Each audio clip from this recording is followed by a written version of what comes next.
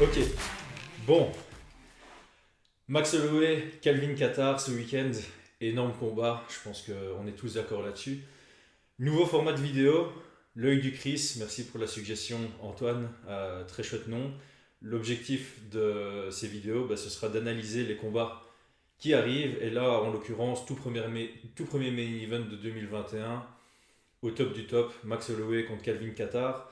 On va directement commencer l'analyse un peu, disons, sur leur similitude. C'est deux athlètes qui se ressemblent pas mal sur plusieurs points. Il y a quand même des différences qui sont très importantes et qui vont faire de ce combat quelque chose de vraiment agréable à regarder et qui en plus est très difficile à prédire. Donc, tous les deux, on peut dire au pic de leur athlétisme, 29 ans, 32 ans, chez les featherweights, c'est souvent des très bons âges. C'est là où on arrive vraiment au meilleur de notre carrière si on prend l'histoire en fait, des champions, notamment Max Holloway, José Aldo et tout ce qui s'ensuit. Donc au niveau de l'âge, de l'athlétisme, pas spécialement de grosses différences. Palmarès très très comparable. 21-6 pour Max Holloway, 22-4 pour Calvin Kattar. Une énorme différence par contre sur l'expérience à l'UFC. Ça peut évidemment jouer, surtout que c'est en 5 rounds. On a Max Holloway qui a 23 combats à l'UFC. Il est arrivé à l'UFC pour son cinquième combat professionnel. Il était super jeune. Calvin Kattar, on le connaît un tout petit peu moins. 8 combats seulement à l'UFC, mais voilà, il est directement venu avec un gros niveau. Son premier combat était extraordinaire contre Shane Burgos. Si vous ne l'avez pas encore vu, franchement, ça fait partie de mon top 20 des plus beaux combats de tous les temps. Pas spécialement parce que c'est ultra excitant, mais techniquement c'était tellement propre d'un côté comme de l'autre. C'était deux contenders, deux prospects qui sont arrivés à l'UFC, qui sont rencontrés très tôt dans leur carrière UFC. Enfin très tôt évidemment, c'était les débuts pour Qatar. Et ça a donné un combat, un Fight of the Night, et pour moi c'était un contender de Fight of the Year. C'était la même année que Ortega contre, comment il s'appelle, Moicano, aussi un super combat. Première grosse différence pour moi, ça va jouer ici, whoop, c'est strike landed per minute. Donc ici, on parle des coups envoyés par minute en moyenne et les coups qui touchent. Donc on a 6.47 du côté de Max Holloway, 5.01 du côté de Qatar. On peut considérer les deux comme des athlètes volumineux qui envoient beaucoup de frappes. C'est clair que ce sont des chiffres qui sont très hauts. Donc il y a un côté précision là-dedans qui est important. Mais ça montre vraiment le style de Holloway. Je trouve Holloway, c'est quelqu'un un peu que je vais comparer à Nate Diaz plusieurs fois dans cette vidéo, qui envoie des coups à répétition et qui va pas spécialement mettre 100% de puissance dans ses frappes. Il veut vraiment toucher, toucher, et l'accumulation fait que son adversaire est dans la fin du combat vraiment en difficulté, et c'est là où il va chercher les finalisations. Calvin Kattar 5.1, ça reste relativement élevé, ça reste un très très bon chiffre, mais évidemment c'est beaucoup moins de volume que son adversaire de samedi. Par contre, Calvin Kattar, clairement, c'est plus quelqu'un qui va chercher le KO avec une frappe, ou en tout cas le gros knockdown avec une frappe, et puis faire son follow-up au sol. Dans les coups absorbés à la minute, donc ça c'est ceux qu'on encaisse et qui touchent, on voit quand même une grosse différence chez Holloway. Donc on se rend compte que Holloway est quelqu'un, et on va le voir dans certains clips que j'ai choisis par la suite, Holloway est quelqu'un qui va être très très fort pour toucher plus son adversaire que ce qu'il ne se fait toucher. Notamment parce que lui, il cherche pas spécialement la frappe dure, il cherche la frappe qui touche. Qatar, il se fait plus toucher que ce qu'il ne touche. Évidemment, son combat contre Moicano et son combat contre Zabit, où il prend beaucoup de low kick, ça fausse un peu ses statistiques, d'autant plus qu'encore une fois, il n'a que 8 combats, donc les stats sont sur 8 combats, dont 2 défaites. Max Holloway, les stats sont sur 23 combats. Donc Max Holloway, ça va plutôt donner une vraie indication de sa carrière. Qatar, ses statistiques sont encore en train de se construire par rapport à son profil. Cela étant dit, voilà, étant donné que Qatar il cherche la grosse frappe, et pour la trouver de temps en temps, il va devoir rentrer dans des ranges. Et justement, sa grosse difficulté, c'est quand il a kicking range et qu'il cherche à boxer, c'est là où il se fait toucher sans toucher son adversaire. Donc voilà, ça c'est à tenir évidemment à l'œil. Et alors la stat que je mettrai en permanence, c'est les odds. Donc ça c'est les odds d'ouverture, donc les cotes de paris à l'ouverture. On voit que Max Holloway était un favori modéré, ce que j'appelle moins 70, plus 140 pour Qatar, qui est donc considéré comme le underdog dans ce combat. Selon moi, ces odds sont plus ou moins bien faits. Je suis assez d'accord avec ça. Même si d'un côté, on a Qatar qui est sur une série de victoires et on a Holloway qui est sur une série de bon, 2 défaites, ok, mais 3 défaites sur ses 4 derniers combats, à voir comment il en ressort. Donc, en termes de similitudes, il y en a vraiment plusieurs. Ici, je regarde mes notes. Donc, on- je vais les considérer comme des punchers plutôt axés sur l'anglaise, donc ils vont beaucoup plus utiliser leurs poings. C'est pas spécialement des kickers, même si l'un comme l'autre va utiliser les kicks pour un peu varier le jeu. On a tous les deux de très bons jab direct, jab cross, ils sont excellents d'un côté comme de l'autre, même s'il y a des légères différences sur les setups. Disons que le jab de Qatar, c'est un des meilleurs jabs qu'on a en MMA, et le jab suivi du cross, le 1-2 de Max Holloway, est vraiment, vraiment parmi les meilleurs en MMA, et c'est ça encore une fois qui fait que ce combat est vraiment génial. Euh, Tous les deux ont une excellente gestion du rythme, ils comprennent vraiment la notion de rythme dans un combat, de ne pas laisser l'autre s'installer, de garder le confort en fait, du combat entre les mains. L'un comme l'autre, ils engagent beaucoup, c'est pas spécialement des contreurs. J'y reviendrai, Holloway peut-être un peu plus que Qatar, mais ils sont tous les deux plus à l'aise quand ils engagent que quand ils contrent. Et ça, c'est mieux. 2 contreurs qui se rencontrent dans un combat, mais ils vont plutôt être dans l'attente que l'autre fasse quelque chose. Et si personne ne fait quelque chose et les deux sont dans l'attente, ça donne des moches combats. Derrick Lewis contre Francis Ngannou, c'est typiquement ça. C'était 2 contreurs, tout le monde s'attendait à un énorme combat. Mais étant donné que les deux respectaient la force de l'autre, la puissance de l'autre, et que du coup, ils étaient dans l'attente pour contrer, mais il n'y a eu aucune action. Ici, on a 2 personnes qui aiment initier, donc ils vont essayer de s'étouffer l'un l'autre, ce qui va donner un combat avec beaucoup de volume de jeu, comme on en a eu plein. Dustin Poirier contre Dan Hooker, c'est un des exemples les plus récents. Je vais les considérer tous les deux comme des combo punchers. C'est pas spécialement comme Frankie Edgar qui ne fonctionne que avec des combos, mais les deux sont capables d'envoyer des longues combinaisons, même si, comme je disais juste avant, ils ont un très bon contrôle du rythme, et on le verra dans certains clips.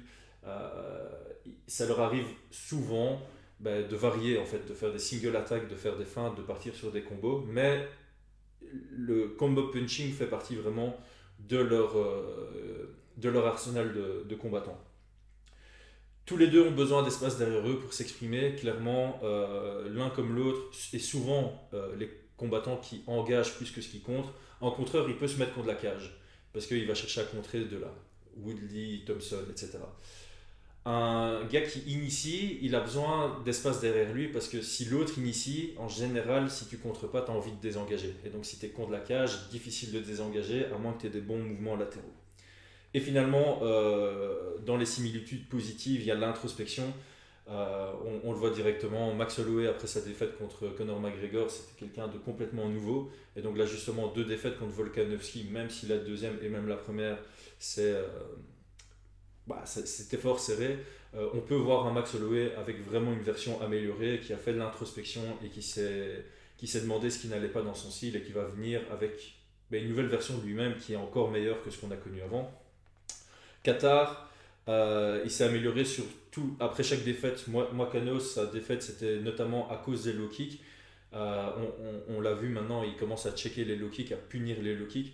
Donc on voit que quand il a une défaite, il essaie de comprendre pourquoi et de s'améliorer par la suite. Quand il a perdu contre Zabit, c'est parce qu'il a mis trop de temps à s'installer dans le combat. C'était un combat en 3 rounds. Il a considéré un peu que c'était un combat en 5 rounds. Donc il a commencé à apparaître dans le 3e round, ce qui est une erreur contre Zabit. Et donc là, on l'a vu, maintenant il commence beaucoup plus fort et ça risque d'être une clé du combat. Donc là, j'ai un peu parcouru les similitudes entre les deux athlètes. Évidemment, il y a également pas mal de différences, de légères différences, mais qui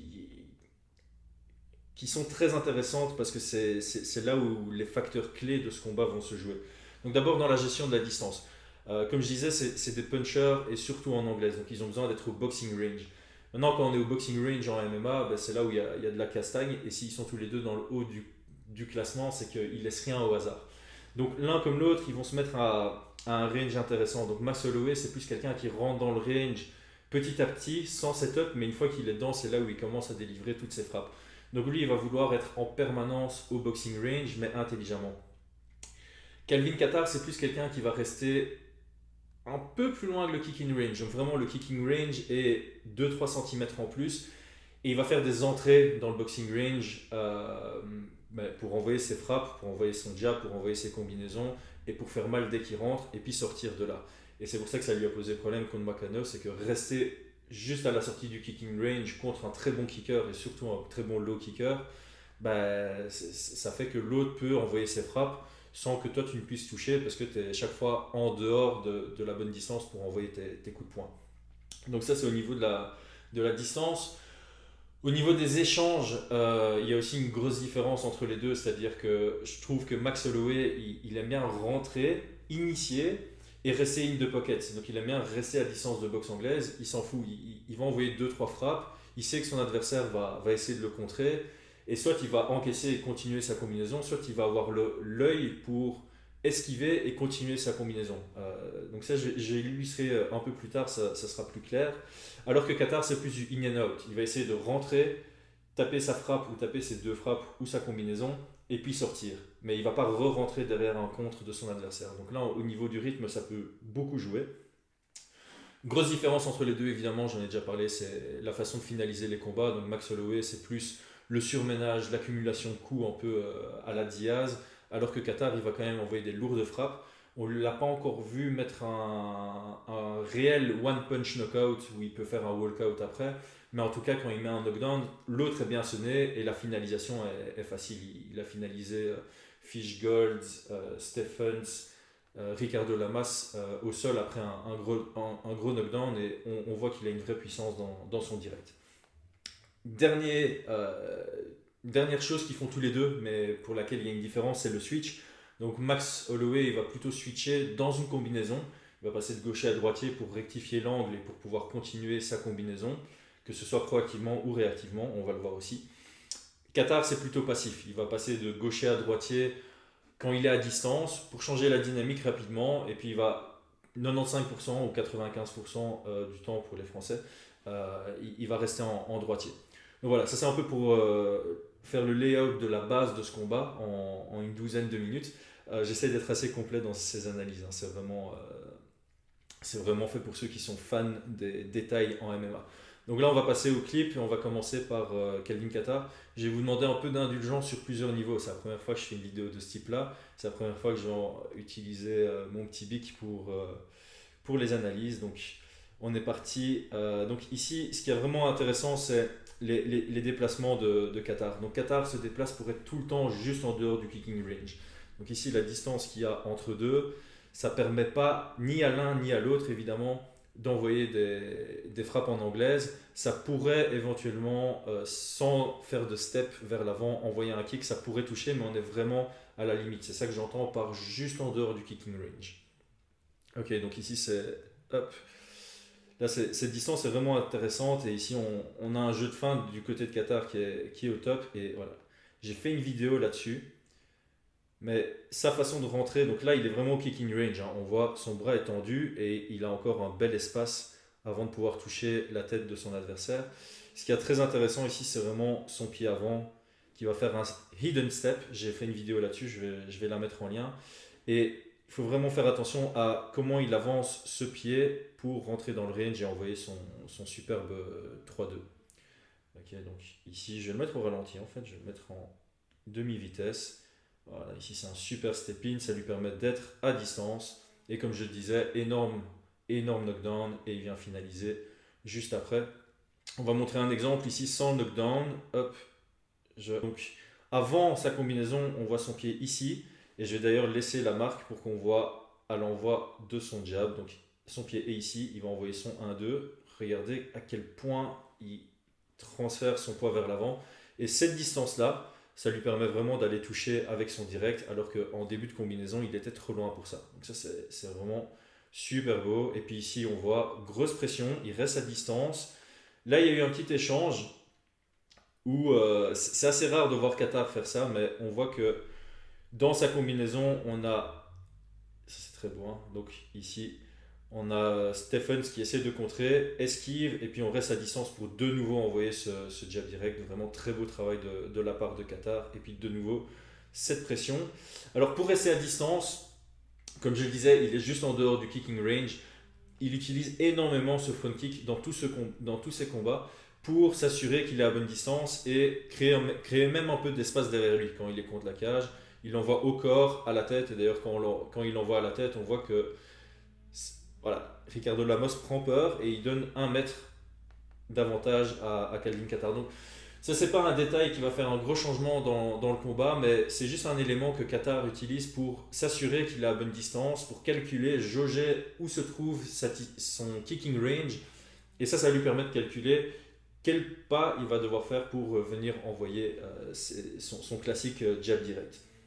Donc, dans ce clip-ci, on va plutôt voir la faculté à Kattar de gérer l'espace. Donc, je trouve ça très très beau. Donc ici, quelques feintes. Et donc là, on a un Stephens qui va venir mettre de la distance. Et ça, c'est vraiment beau. Il passe d'une garde à l'autre. Ici, il est en droitier, il part en gaucher. Il fait mine de partir sur sa propre gauche. Et puis au final, il va changer de côté. Et ça va lui permettre de libérer de l'espace. Donc ici, il fait mine d'aller sur sa propre gauche. Et au final, il part sur sa droite. Ça lui laisse un peu d'espace. Et maintenant, il est en posture de pouvoir attaquer. Donc ça, c'était vraiment... j'ai trouvé un très très beau passage sur la gestion de la distance. Et donc ça, c'est très très très intéressant. De nouveau, donc son système défensif, c'est de bloquer toutes les frappes. On va le voir plus tard quand Fishgold il fait la même chose. Donc ici, Stephens qui envoie sa combinaison, que des défenses. Il ne cherche pas à contrer. Et alors ici, ça va être très très beau. Voilà. Donc ici, on voit, ils sont tous les deux parallèles à la cage. Donc l'un comme l'autre, c'est celui qui ira le plus vite vers le centre qui va récupérer le centre. Et ça, c'est super important quand on initie et qu'on n'est pas un contreur, c'est de reprendre le centre dès qu'on a l'occasion pour avoir de l'espace derrière soi. Et ici, Kattar le fait magnifiquement bien. Voilà. C'est lui qui reprend l'espace et c'est Stephens qui est contre la cage. Voilà.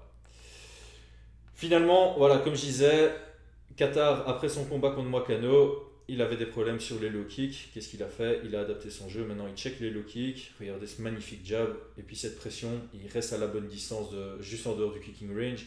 Il a vraiment ce contrôle qui est incroyable.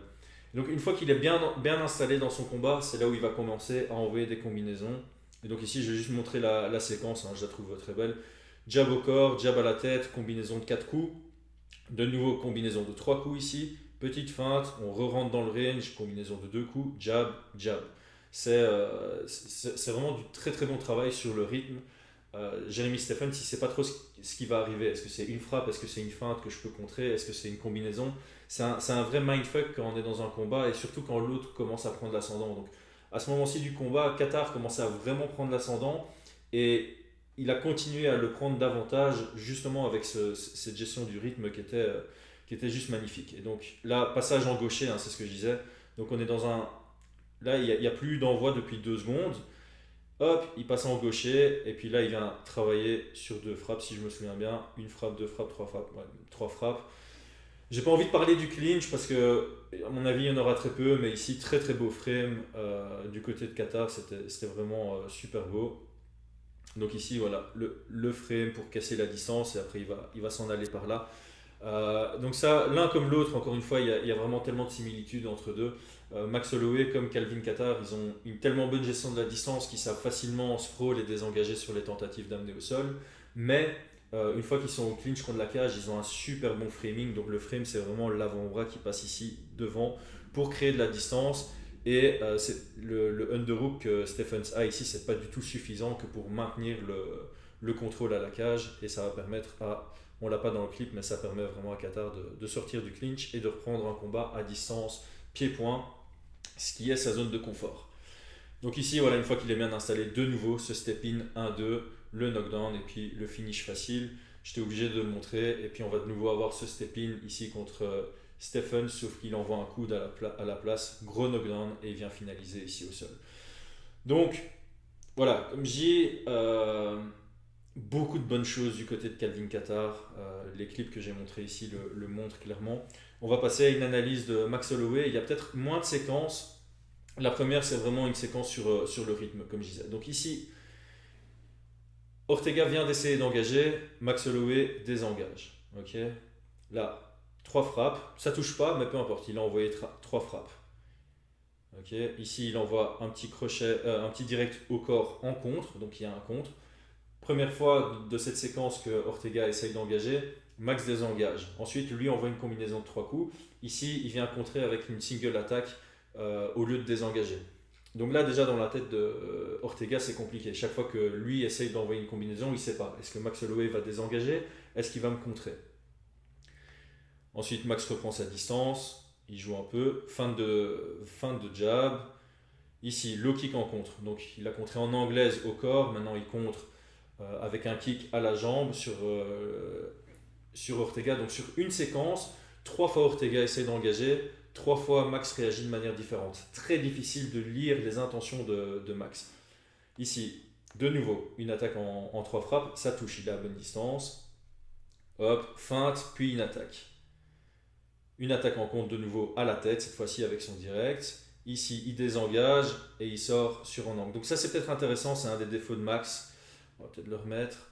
Il recule beaucoup en ligne. Donc le problème, c'est que quand on a besoin d'espace derrière soi, c'est toujours mieux de désengager sur les côtés pour pouvoir après récupérer le centre. Le problème quand on désengage en ligne, c'est qu'automatiquement on va vers la cage et donc souvent ce que Max fait, c'est il désengage en ligne et une fois qu'il est contre la cage, c'est un peu trop tard, mais c'est là où il cherche à partir sur le côté. Heureusement pour lui, dans cette séquence, il touche la cage et il a de l'espace que pour récupérer. Puis là, de nouveau, une initiation direct à la tête, direct au corps. Voilà, donc sur le rythme, c'est incroyable, que ce soit défensivement ou offensivement. Max va jamais faire 2 fois la même chose d'affilée, ce qui le rend vraiment difficile à lire. Et c'est là où il perturbe vraiment son adversaire, où il peut commencer à imposer son jeu. Donc cette séquence, je suis obligé de la montrer parce que ce finish est juste magnifique.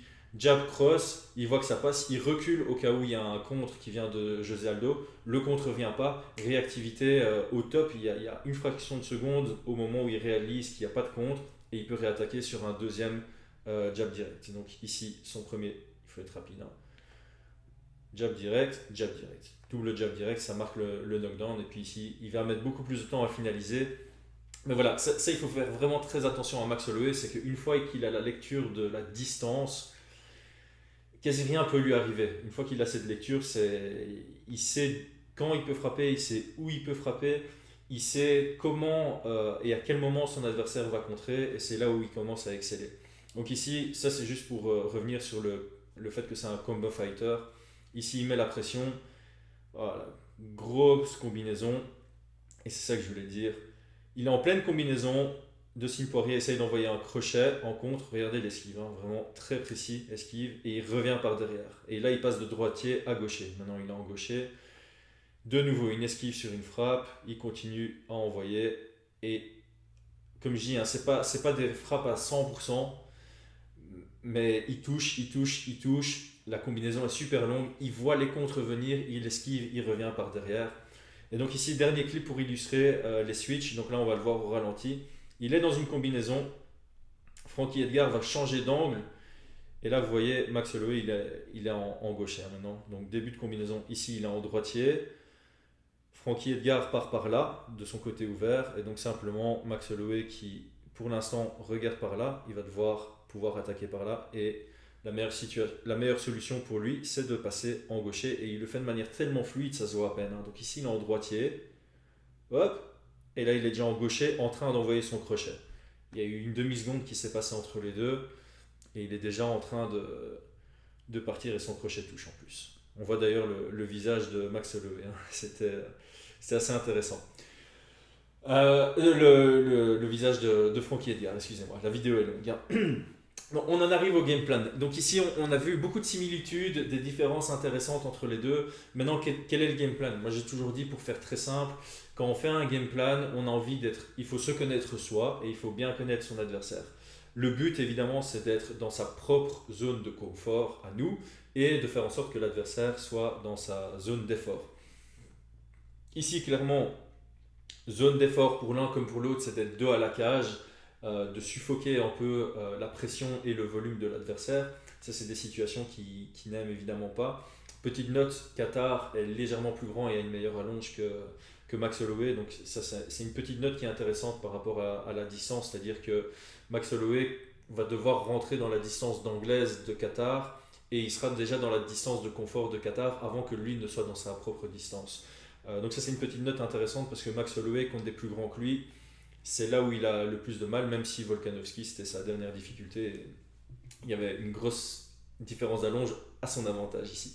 Donc premier point, même si Kattar travaille beaucoup sur ses low kicks, il en encaisse encore. C'est pas quelque chose.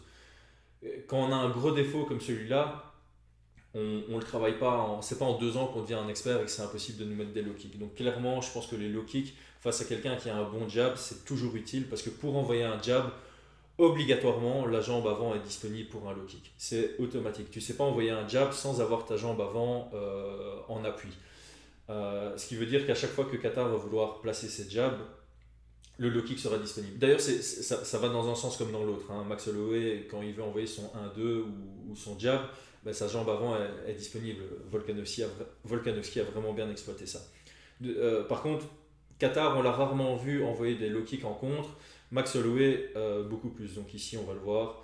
On l'avait vu déjà dans le clip précédent, ça c'est un autre moment du combat. Un jab de Ortega, le low kick, et puis il désengage. Sur 5 rounds, ça va faire une énorme différence. Surtout qu'une des forces, comme je disais, de Kattar, c'est ce hidden step in, ce grand step pour couvrir la distance. Si la jambe est fatiguée ou si la jambe est blessée, ce step il va être vraiment difficile à faire de manière efficace. Et donc le deuxième point ici que je voulais montrer, voilà. De nouveau, les deux athlètes sont parallèles à la cage. Ici, celui qui fait simplement ce petit mouvement, il va récupérer le centre de la cage. Que tu sois un contreur, que tu sois quelqu'un qui initie, que tu sois un athlète à pression ou pas, ça ne change rien. Être au centre, avoir l'adversaire contre la cage, toi tu as plus d'options, tu as une option de plus que ton adversaire, désengagé, ton adversaire n'a pas cette option-là, c'est toujours un plus, c'est ultra important. Ici malheureusement, ni l'un ni l'autre ne va profiter de cet espace. Vous voyez, ils restent tous les deux, ça fait déjà 1 seconde et demie, 2 secondes, ils sont toujours parallèles, il n'y a aucun des deux qui a envie de faire ce déplacement vers le centre de la cage. Voilà, tout ça pour montrer, bon ce jab est vraiment magnifique, tout ça pour montrer que Kattar a aussi souvent eu ce problème. On l'a vu contre Stephens, il a vraiment fait cet effort, mais je crois que c'est peut-être pas automatique chez lui. Donc si c'est pas automatique chez lui, Max peut vraiment capitaliser là-dessus, c'est-à-dire essayer de pousser l'action, avoir Kattar contre la cage, même avoir des situations où ils sont tous les deux parallèles, et de cette situation-là, lui-même venir reprendre le centre et commencer à travailler à partir d'ici. Donc on va voir Kattar. Comme contre Stephens, on l'avait vu, il est en mode 100% défensif. Donc ici, ouais, ça sur le jab. Quelqu'un qui jab très bien, c'est difficile de lui faire un cross-counter. Par contre, effectivement, la grosse frappe, le gros contre sur le jab, c'est le cross-counter. Donc l'un comme l'autre, ils peuvent chercher à le faire. Ici, ça a touché pour Chris Fishgold quand Kattar était contre la cage, pourquoi pas. Et donc ici, on voit Fishgold qui met la pression. Kattar, il cherche pas du tout à contrer. Hein. Donc il n'a pas contré une fois. Il cherche juste à protéger et à trouver de l'espace derrière lui. Chercher à tout prix à mettre de la pression, c'était pas la meilleure des idées pour Holloway parce que ça laisse beaucoup de possibilités de contre. D'ailleurs, on a vu qu'à chaque fois que Holloway voulait casser la distance et mettre la pression sur Volkanovski, il se faisait avoir soit sur un low kick, soit sur un overhand. Kattar est totalement capable de mettre des knockdowns comme ça en contre, même s'il contre pas souvent. Donc vouloir mettre cette pression à tout prix, c'est pas la bonne idée. Par contre, d'office dans le combat, il y a plusieurs moments où il y aura une situation où Kattar sera dos à la cage et c'est à ce moment-là où il faut vraiment devenir actif et envoyer du volume. Donc je pense que pour Max, une des clés, ça va vraiment être de choisir le moment où envoyer du volume et une fois qu'il le fait, profiter du fait que Kattar soit 100% en mode défensif pour chercher les ouvertures principalement au corps.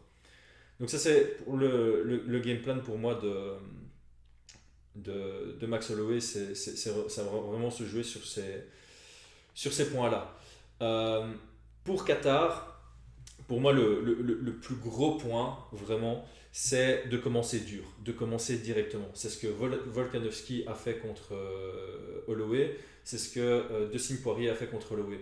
Statistiquement, on voit que Holloway touche de plus en plus le combat avance. Donc, généralement, sur 5 rounds, les athlètes ils vont envoyer beaucoup au premier round et moins au 5e round à cause de la fatigue. Max Holloway, c'est l'inverse. Il s'installe dans le combat.